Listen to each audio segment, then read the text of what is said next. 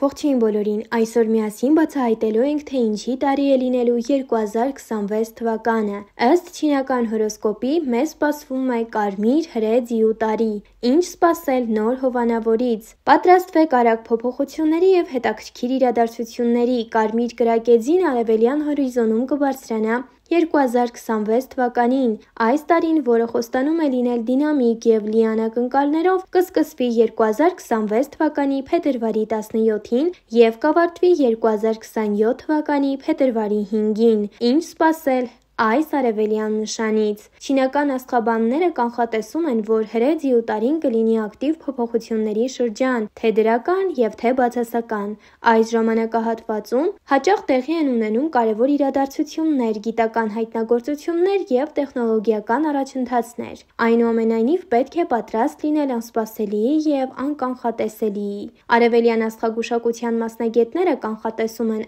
աճ եւ տնտեսական վերականգնում, բայց նաեւ զգուշացնում են շուկայական անկայունության մասին։ Հնարավոր են քաղաքական հակամարտություններ եւ միջազգային հարաբերությունների վատ թարացում։ Մեծանում է նաեւ բնական աղետների, ինչպիսիք են